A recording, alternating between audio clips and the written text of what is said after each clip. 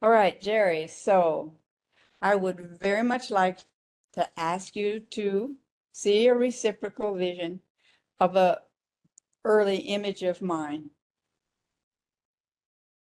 which I think will enable us to make the effectiveness of eidetic emanation um, dramatically clear. So this is an image I saw very early in my training, and in it, I see my Janny, myself, age maybe around 5, and she's standing on the seat of her swing in the backyard. And all of a sudden, Mom is yelling at her. And Janny is so scared to death, and she's terrified, and she's paralyzed, and she twisted in the rope. And this trauma of just Mom is yelling is so severe that Ganesh, the remover of obstacles, just comes to her rescue instantly, and he drops a rope ladder down. He's sitting on in a lotus up in the sky, and he dropped this rope ladder down for Janny to scramble up, which she gladly does. And she sits there on Ganesh's knee, and they're both peering down on the scene of this havoc. And as I'm looking at this early image now, again, it's like it gives me a haunting feeling of how severe that trauma was. Um, I feel kind of, yeah, hollowed, hollowed out. And I see that Janny, she's grateful to be with Ganesh, but she's still pretty stunned by what has happened. So I'd like you to see yourself in Janny's shoes and let us see what happens. What comes to your mind?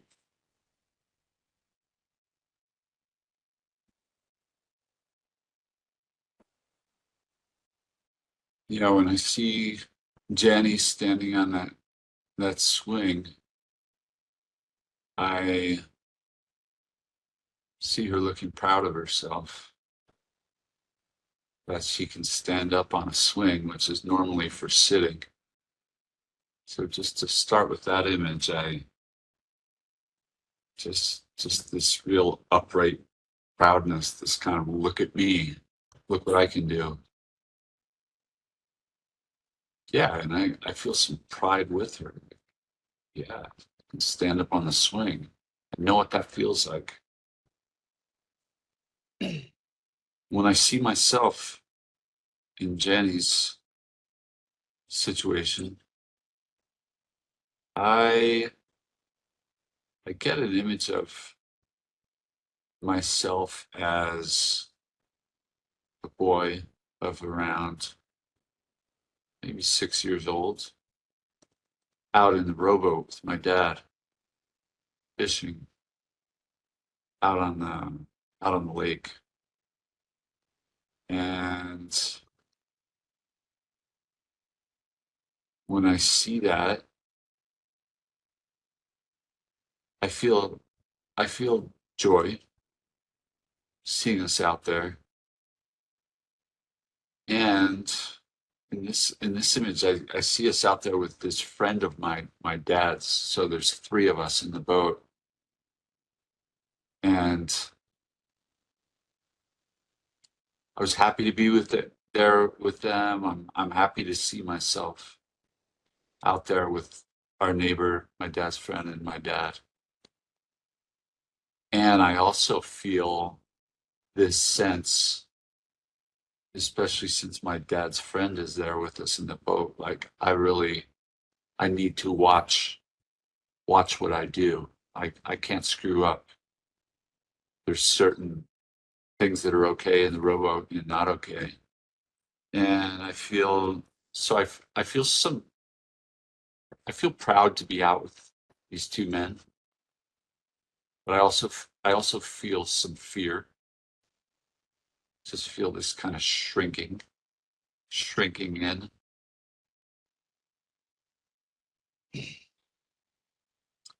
And then something's happening in the boat, and I forget that there are rules about what can and can't be done in the boat. And I stand up in the boat,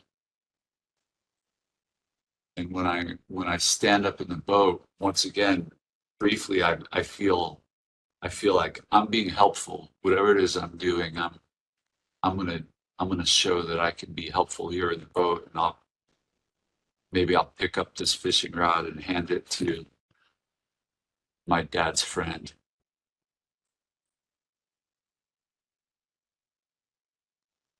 Or I'll pass him a beer, more likely. Maybe my dad hands me a beer. I can feel his cold can of beer. And I'm to give it to this friend of my dad's. So once again, I'm proud to be helping out. I feel my chest open, and then I stand up in the boat and I walk. And as soon as I stand up, my dad yells at me, "Sit down! You can't stand up in the boat."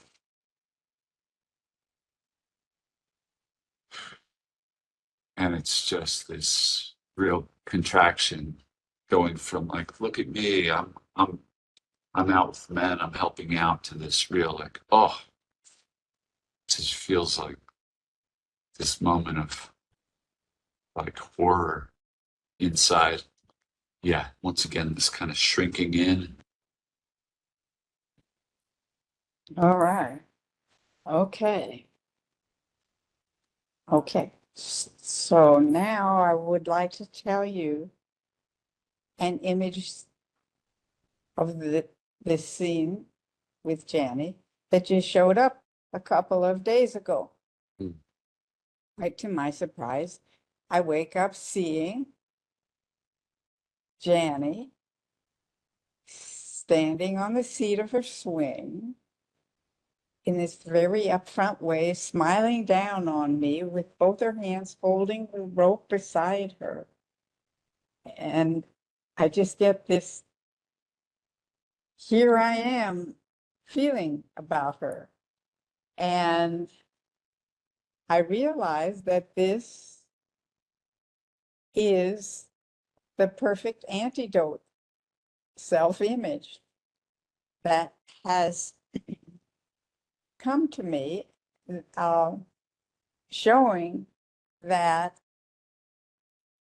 my practice of eidetic imaging has let me see my way clear of that terror that Mm. I experienced with my mother yelling at me. And I see, you know, how this is such a perfect example of how and why eidetic imaging is so helpful. Because when you do emanation and see another you jumping out of the troubled you, and then a new self-image arising, the perfect antidote self-image shows up. And this is just says that so straightforwardly, so simply and clearly. And one of the things I like most in this recent image of her is that it has that upfront eagerness about her that we've been seeing in some of our early child images coming forth in recently. Yeah. But here it is, just straightforward and just complete complete confidence and presence and eagerness to make her presence felt in a pleasing way. So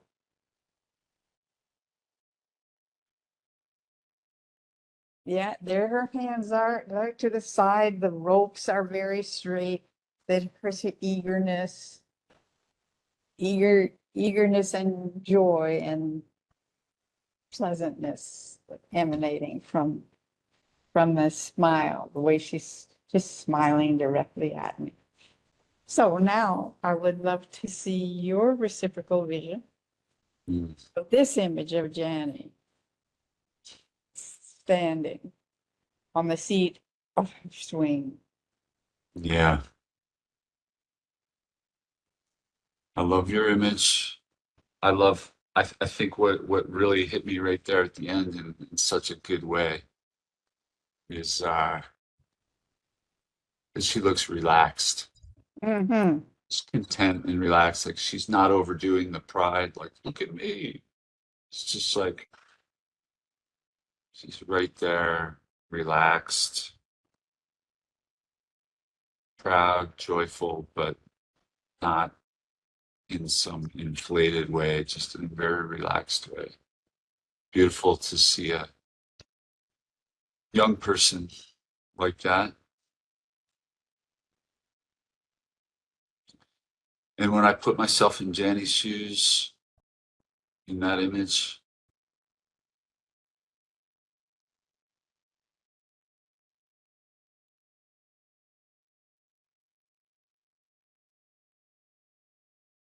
yeah, I see myself older than Janny in that image. Maybe I'm in my 20s, my early 20s.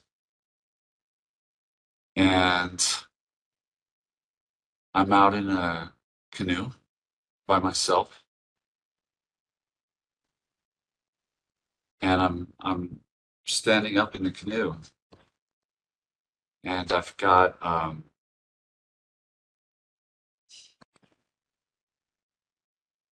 yeah, I'm standing up and I've got my paddle and I'm just relaxed, paddling myself through this swamp, like a North Florida style swamp with cypress trees and very dark water, very kind of dark enclosed space, but very beautiful. Just standing up in the canoe, very balanced. I can rock it back and forth, and just paddling myself along very quietly through the swamp. And I feel that relaxation that I was tuning into with Janny. Like I'm I'm upright. I'm fully in my body, in my relaxation, in touch with my uh, skill, my capability of just standing there and being relaxed. And I feel joyful. I feel alive. Feel happy to see myself in that scene, and I feel some sense of satisfaction, especially when I contrast that previous image of like the sit down. It's like I've just like I've come into my own instead of shrinking. I'm just like come into my own self, able to enjoy paddling myself standing up in the canoe. Mm-hmm. The trees look old. When I look at the trees, just reminds me somehow of being out with the two men in the boat, but now I'm here with these trees that look very old and their buttresses are disappearing into that black water and their knobby cypress knees are coming up. So I said I was alone, but it's as if I'm with these elders around me and I'm just moving, finding my course way through these elders. Feels feels good to be both in myself and also somehow seen.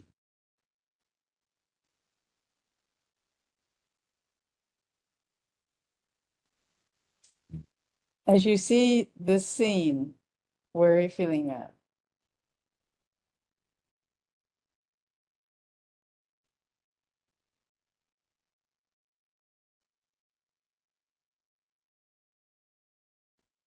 Feel it in my lower back, feel it in my muscles in my abdomen, feel it like in my glutes, just that standing up and having to work with the boat's little movements, that little rock when I paddle. So my legs and my core very engaged.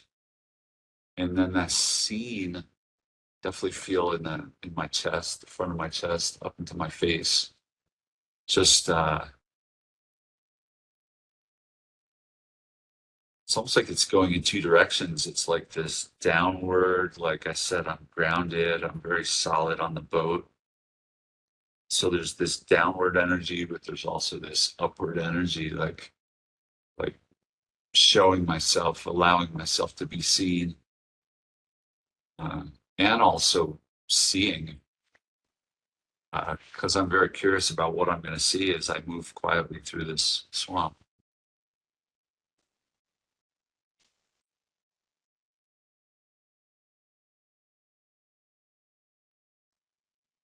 Beautiful. Mm. Thanks for asking that.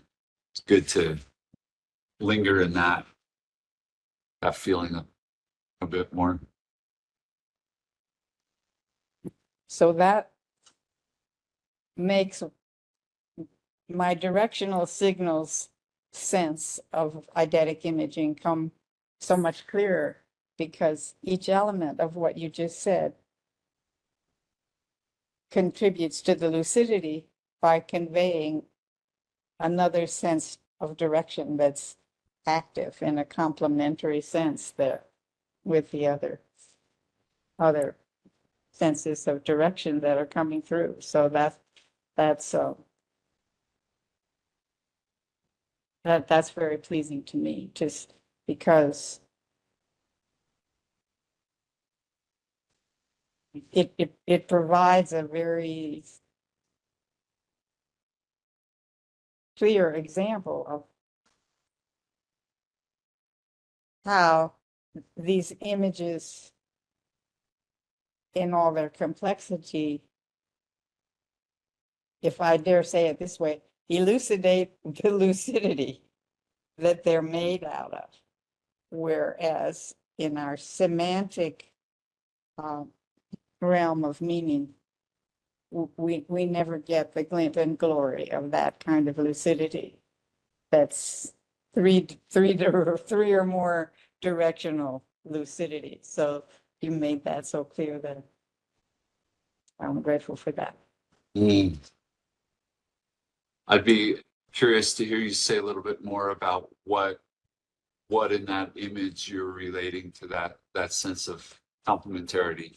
Do you mean between the first image and the second, or in? Just right at the end there, you were just, the up and the down and the out. Yeah. But yeah, it was just all just perfectly natural. It all goes together. But when we gloss over it, which is what our ordinary verbal consciousness makes us do, we miss out on the shapeliness of the inner light sculpture that's alive in us.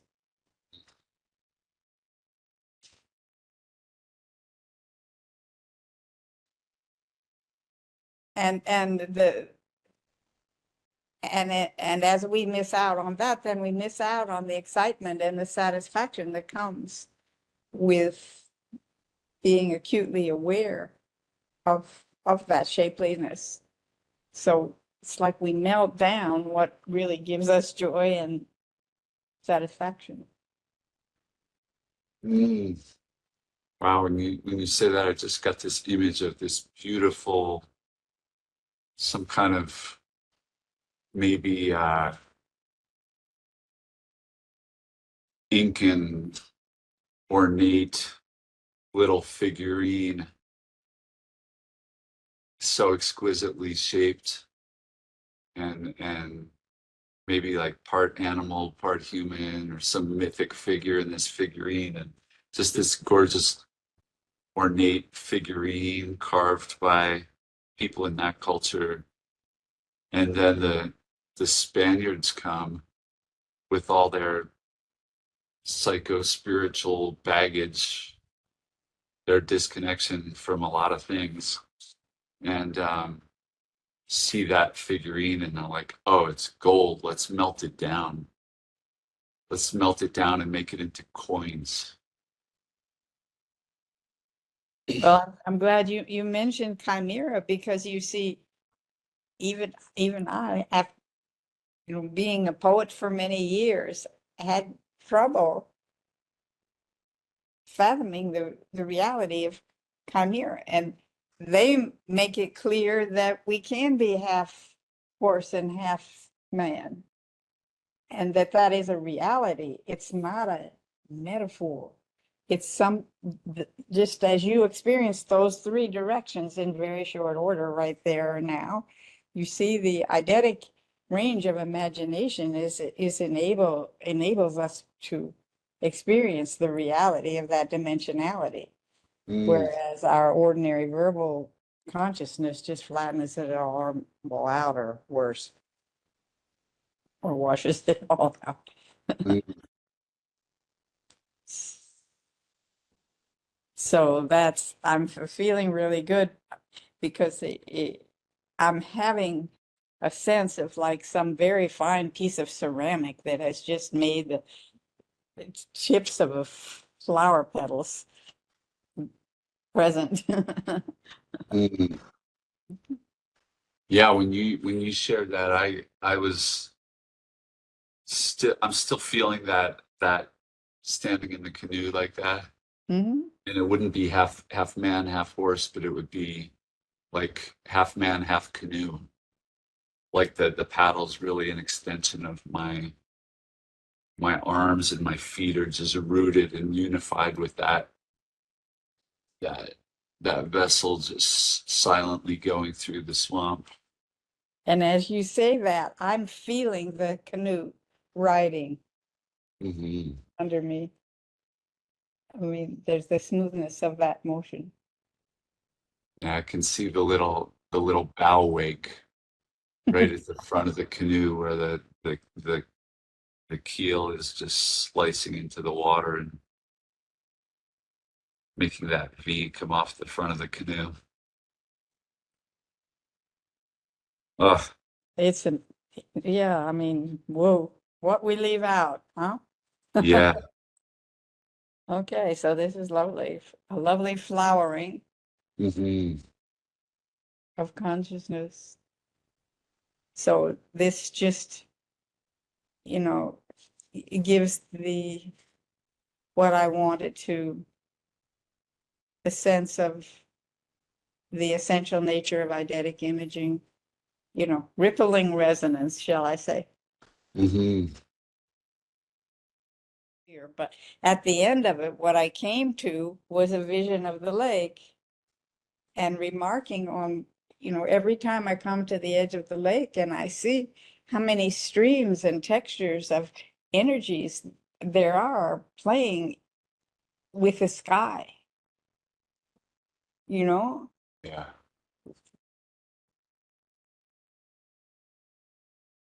How does that touch you? Well, it's the word astonishing comes to mind, but that doesn't seem quite right. I guess awestruck, because it kind of leaves, my mouth open. It's awe-inspiring, and to be able to welcome that spacious dimensionality and feel that I belong to it, Yeah. when, you know, ordinary reality makes such mincemeat of everything. Mm.